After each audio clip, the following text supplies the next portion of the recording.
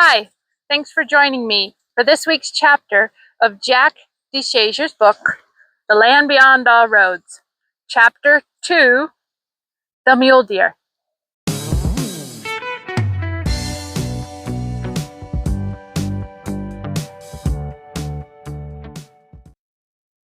When you read this, you will laugh and you will be sad. Not many weeks after I got the 2 bears with my bow, deer season opened for archery hunting. I was very excited about deer season because I had been watching 3 monster bucks all summer. The first one's rack was a typical even 5x5 and at least 31 inches wide. The second was extremely tall, 24 to 26 inches high, but unfortunately narrow, 12 to 15 inches wide. Still a trophy buck. He was the heaviest banded of the 3 in a cluster of 7 to 8 spikes about 4 to 5 inches high at the base of his antlers. The third was a non-typical heavy-beamed buck with 9 points on one side and 11 on the other. The non-typical buck definitely had the same genes and could have been a twin to the one I had mounted in my office today.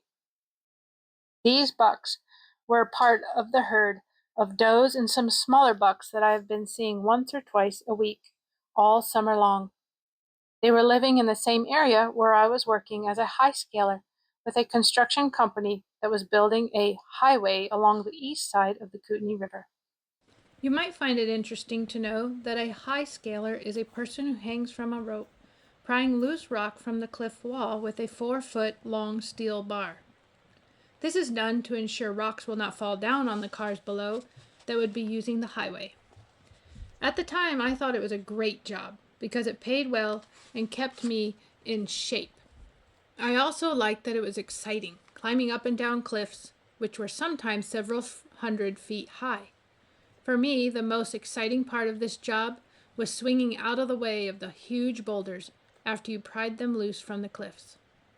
The area I was high scaling is called Stone Hill. There had been a large forest fire there a few years before that created an incredibly good feeding area for wildlife. That, and the fact that it was extremely rocky and cliffy with brush fields, made it an ideal mule deer habitat. Stone Hill has since become a hotspot for rock climbers, so much so that the state has built faculties for them at this site. Another reason some of the mule deer were impressive trophies was the lack of hunting pressure. There had never been a road along the east side of the Kootenai River before the construction of the new highway.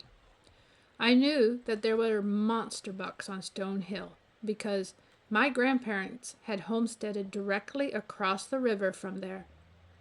I remember my dad saying, when they were young, he and my Uncle Tom crossed the river a few times in a rowboat to hunt the mule deer and the Rocky Mountain sheep that lived on Stone Hill.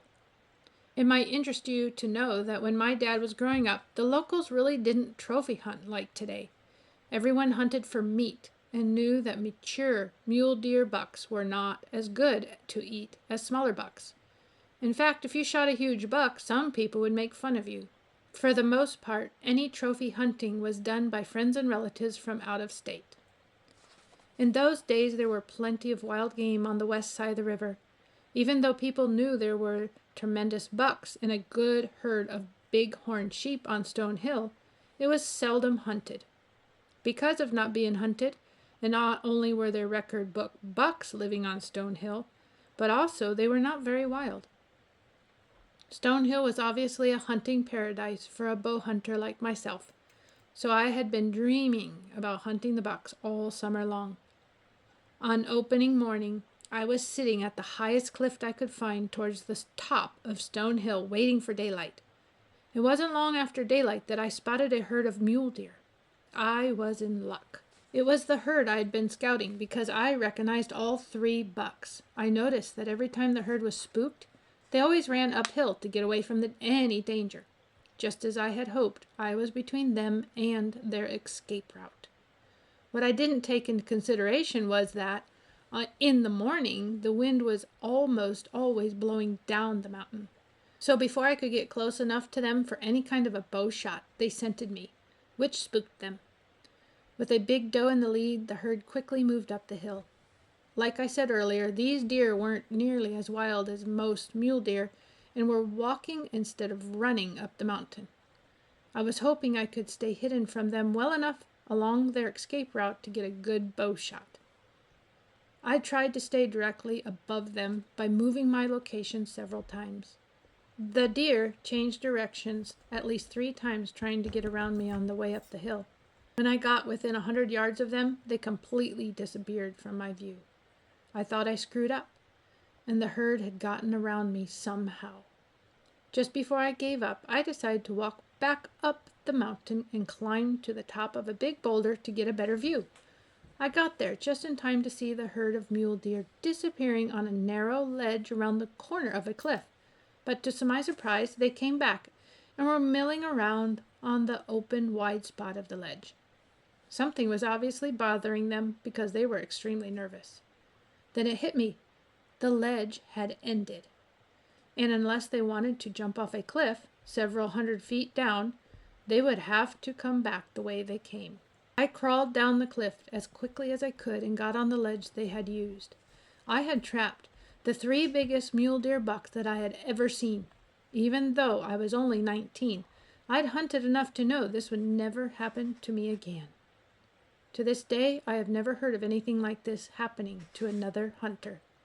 I couldn't believe my good fortune, and in my mind, I could already see one of these monster bucks mounted on my wall. The first thing I did after getting within 40 yards of the deer was pick out the buck with the 30-inch wide rack. Even though any of the 3 bucks would be the trophy of a lifetime, he definitely had the biggest rack and was therefore the best trophy. Quickly pulling an arrow out of my quiver, I knocked it into my string, came to full draw, and released it. As I watched the flight of the arrow, I became more excited by the second because it looked like my arrow would hit the buck right behind the shoulders. Unfortunately, my trophy buck moved just before the arrow reached him and buried itself in a large white pine behind him. Knowing I had made a perfect shot, and except for my bad luck in him moving, I feared I had missed a trophy of a lifetime. Buck fever set in as I began to emotionally lose it. I quickly grabbed 3 more arrows out of my quiver, and to my dismay, clumsily dropped them. My anxiety increased even more at the sound of them clanging down the cliff. As I stood there, watching all 3 arrows falling through the air, I realized that I had a terrible case of buck fever. I had 1 arrow left. I could not retrieve the fallen arrows without giving the bucks a chance to escape. I sat down on the ledge trying to regain my composure. I told myself I had trapped the herd. So why was I grabbing for my arrows in such a hurry? Why not get closer instead of taking a 40-yard shot? A good hunter would never have had such a bad case of buck fever. We all know it's not cool to have problems with buck fever, and most know it is caused from not being able to control your excitement. But I am okay with that because I would have quit hunting a long time ago if I did not get so excited. I have come to understand that taking the animal is not what makes me uncontrollably excited. It is the hunt itself that I am so addicted to and passionate about. The love I have for hunting the backcountry has brought me so much enjoyment that I am okay that buck fever has cost me countless trophies. I am also okay that because of my age, it is way more work, if not impossible, to be as successful at hunting as when I was younger. I find it interesting that after most people get older, they lose their enthusiasm for hunting and quit. For some, I believe this is because they are hunting for the gratification they get from a successful hunt instead of the enjoyment of the hunt itself. And not unlike being in a relationship that is all about physical gratification instead of the love of another person, the relationship does not last. Please understand, I am not being judgmental towards hunters or lovers. I'm just saying what lasts and what doesn't. We all know real love is rare, but when it happens, it lasts forever. I'm also saying if you are sentimental and passionate enough about hunting, it is possible to have a real love for the backcountry hunting. So just like with a person you honestly love, it could last forever. After sitting on the ledge trying to regain my composure, to my surprise, the herd started walking towards me, even though they would have to walk within 5 yards of me to get off the cliff. I thought this would work out great. I would let them file past me to ensure I got a close shot at the biggest buck. The old doe went first, with the bigger bucks to follow last. The moment was serene. I remember thinking, is this real or a dream? As the deer walked past me just a couple yards away, things got foggy, and it was like watching a movie in slow motion.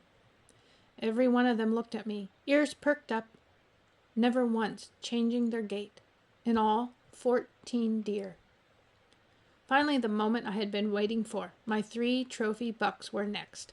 The smallest of the 3 was the first to start past me. When he was at the closest point to me, for some unknown reason, he stopped, turned, and looked at me. It was as if he was daring me to shoot. I don't know why, but using my last arrow, I took the shot at him instead of waiting for the biggest buck. Maybe it was because he was still a big, mature buck. I want you to understand and feel at least part of the emotions that I went through because of what happened next. So please, be patient with me, even though I leave the story to give you some important information. It was just a couple weeks earlier that I had taken 2 bears with my bow, making clean kills with just 1 arrow for each bear. I had read that tests have been done that prove that an arrow shot out of a bow with a 50-pound pull would penetrate deeper into flesh-like material than a bullet out of a .30-06 rifle. I'd also read an article about the famous archer, Howard Hill, killing an elephant with his bow. This hunting season was the first time I'd ever hunted with a bow, but because of what I had experienced and the research I had done, I think it would be easy to understand that I had tremendous confidence in my bow and arrow. Let's get back to the hunt. Knowing it was my last arrow, I took the 4-yard shot at what I knew would be a trophy mule deer.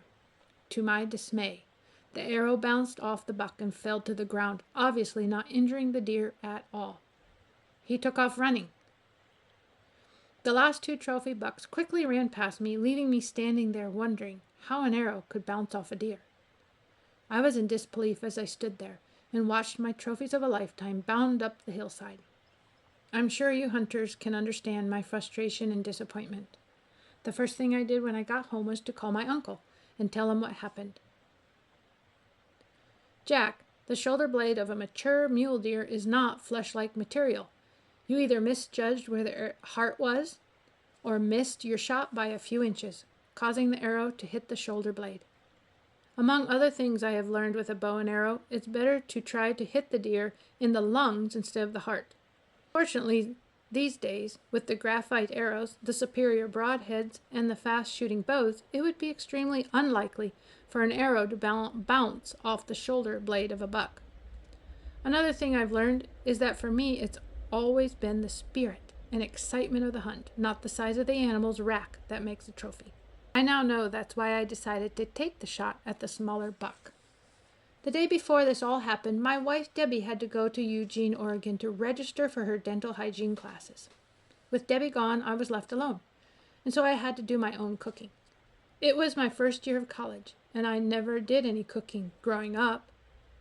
I had been thinking about this for a while and thought breakfast would be easy because I usually ate cereal, and I could make a sandwich. So lunches were not going to be any trouble. Dinners, however, would be a problem, and with that in mind, I went shopping.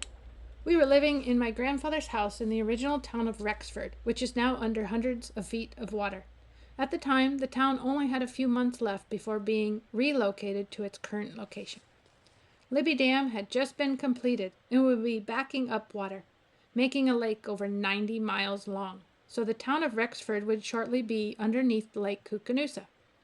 Fuchs General Store in Rexford, like the old general stores you see in the Western movies, was the only place for miles to buy groceries. It was a big one-room building with a pot-belly stove right in the middle of the store. You might find it interesting to know the building was moved to the next town of Eureka and is now part of a collection of historic buildings in the Tobacco Valley Historical Village. One reason I was shopping at Fuchs is because of the move, everything was on sale. After walking into the store, the first thing I noticed was a large pyramid of cans, which had in large print tuna fish written on them. Even with the sale, I could not believe how cheap the price was, and I just loved tuna fish. So I bought enough tuna thinking I wouldn't have to do any cooking the entire time my wife was gone. I not only ate tuna fish sandwiches for my lunch, I had 2 or 3 tuna fish sandwiches for dinner. I even put tuna fish on my toast in the morning at breakfast. After a little more than a week, Debbie was finally home. The next morning after making my breakfast, Debbie asked me if I wanted tuna fish sandwiches for my lunch. I explained to her that, because of the great buy I had gotten on tuna fish, that's all I had eaten since she left, and I was getting tired of the taste of tuna. While she was talking to me, she had started to open a can of tuna fish and was looking at the can. Suddenly, she broke out laughing. I asked her several times, "What's so funny?" She couldn't stop laughing long enough to tell me. Finally, she said, "Jack, you have been living on cat food for the last week. Now I know why you were purring in your sleep last night." Feeling the need to justify why I had done such a goofy thing, I explained to her that the tuna was not on the same shelves as the cat and dog food. If the cans had been labeled Puss in Boots or something like that, I wouldn't have mistaken them for tuna fish, I told her. "I'm sure half the town has been eating cat food for the last week because of the store owner's clever marketing." I had quite a week. Not only had I missed my chance at a trophy buck, but I had also been eating cat food every day. Enough about cat food. Let's talk about hunting mule deer. I could write dozens of books on the memories I have hunting mule deer. Of all the hundreds of my hunts, this adventure is one worth telling. It might surprise you, but what makes it worth telling is that it was extremely sad for me. The next hunt is an example of remorse, which, at least to some degree, most all of us hunters have experienced. I was hunting on the east side of the Kootenai Reservoir, only a few miles south of Stone Hill. I'm sure this non-typical buck, having 9 points on one side and 11 on the other, was out of the same gene pool as one of the 3 bucks I had cornered on Stone Hill. It was the last day of hunting season, and the temperature had dropped well below zero.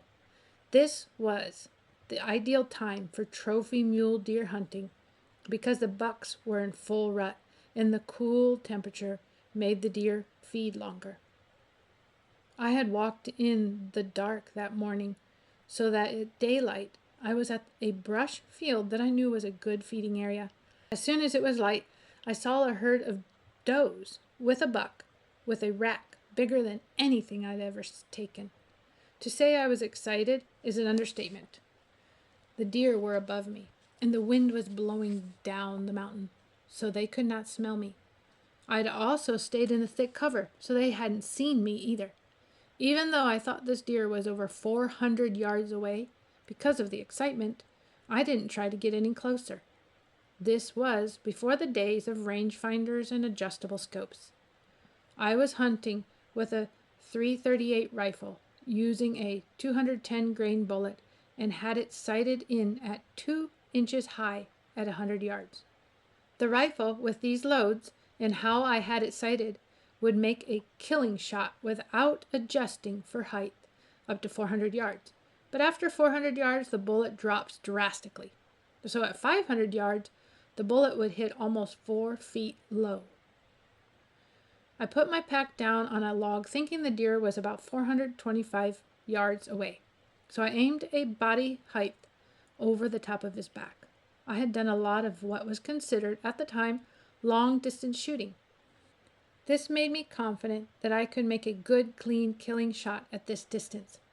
But because this buck was so much larger than most deer his size, it made me think he was closer than he was. My shot was directly behind the shoulders, but a foot low, which caused the bullet to hit him low in the right front leg. I determined this from his tracks in the snow after following him a short distance.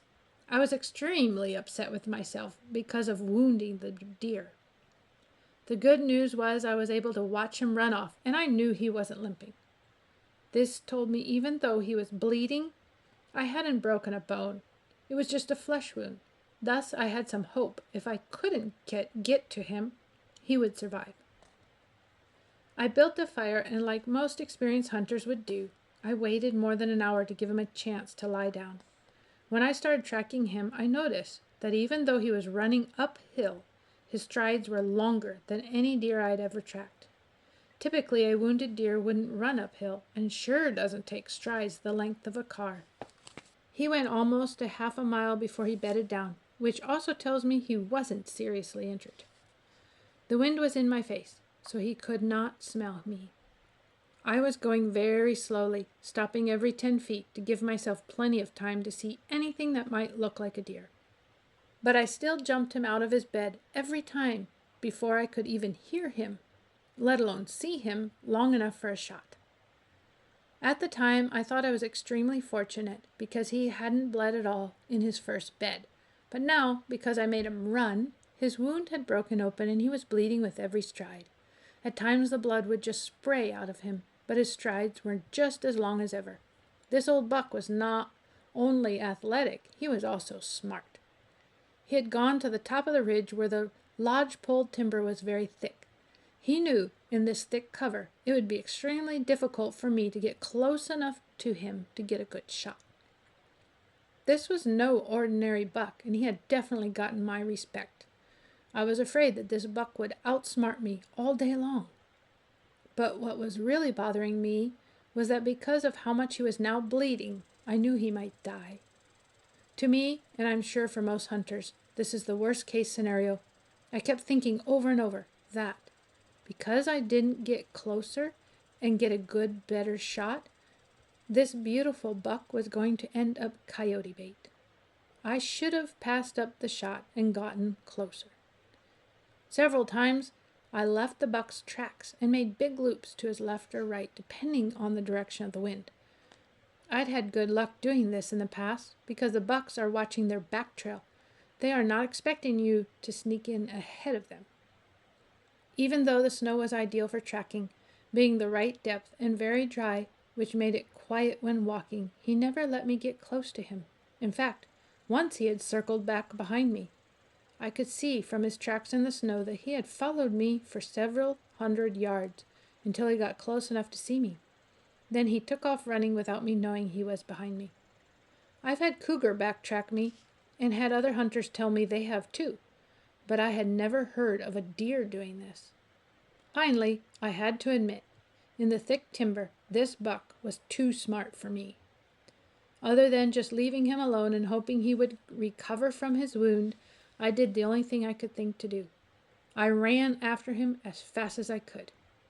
I was hoping I could chase him far enough that he would get into some open country. I knew it was not going to be easy because the thick strand of lodgepole timber went for miles. Taking off at a fast jog, I began running and continued for hours without stopping. I was very lucky that I had a lot of daylight left and the buck stayed to easy terrain. He obviously knew the area and stayed away from the cliffs and even the steep ground. After hours of chasing him, he started bedding down about every quarter of a mile. This confirmed to me that because I was chasing him, it was causing him to bleed more and I should run faster. After getting my second wind, I did run faster. An animal that is being hunted does not run in a straight line. I chased the buck from Allen Gulch to McGuire Creek, which by the Forest Service map is about 5 air miles, before I even got a glimpse of him. He broke out of some yellow pine and headed towards a wedge-shaped rock slide that came to a point with 10 to 12-foot cliffs towards the middle of it. There were several 100 yards of shale rock in all directions behind the cliffs. I knew that if I got to the cliffs fast enough, he would not be able to cross the shale before I could get a shot at him. I sprinted as fast as I could to cut him off before he crossed the rock slide. As I ran out on the rock slide, I recalled thinking there was no way he could cross before I could see him, but he had disappeared. I stood there for several minutes, not seeing him, thinking he must have somehow outsmarted me again. Finally, I decided the only thing I could do was start over, go back, pick up his tracks.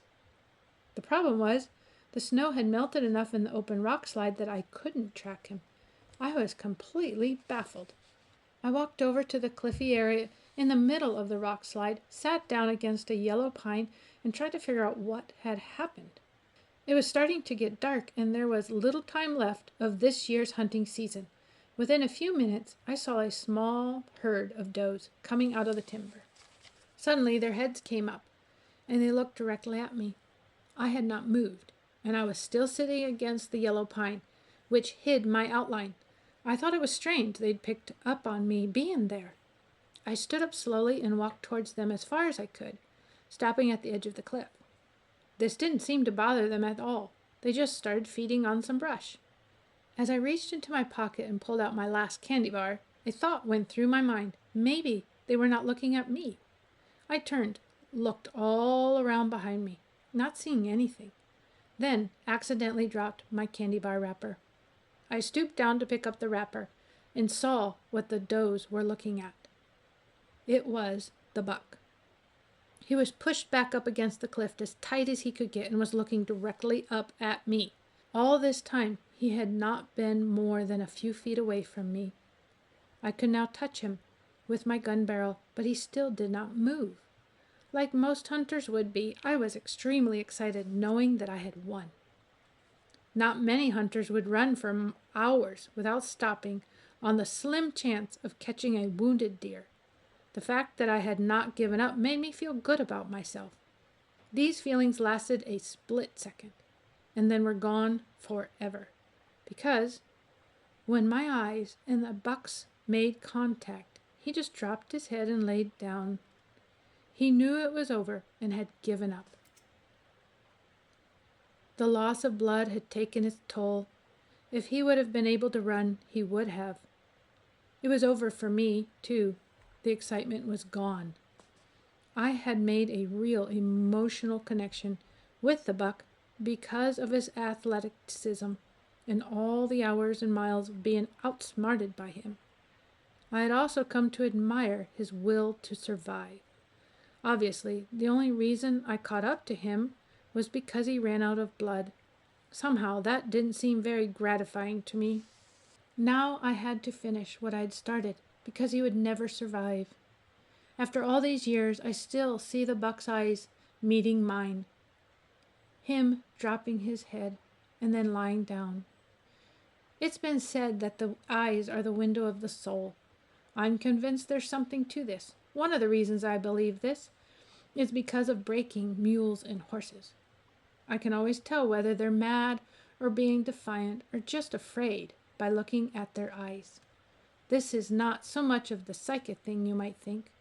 For example, if they're scared, there's white around the outside of their eyes. Many people pay attention to the eyes when they're breaking horses and will often say things like, "His eyes are soft now," or "He has kind eyes." Unfortunately for me, I was able to read the buck's eyes, and they told me this magnificent animal was not just scared, but terrified. Terrified of dying. Looking into each other's eyes, I raised the barrel of my rifle with one hand, pointed it at his neck, and squeezed the trigger. There are no words to accurately describe the emotions that flooded through me when I saw the life disappear from his eyes. I suddenly had a wish that I could turn back the clock and had not chased him. After I saw that he'd stopped bleeding, I wished I would have just turned around and gone home. He is the last mountain mule deer I ever shot. The buck has 9 points on one side, 11 on the other. He is over 25 inches high and 29 inches wide, with good mass, a trophy by anyone's standards. I had enough respect for him to have him mounted, and he has been hanging above my desk in my office for years. I never look into his eyes.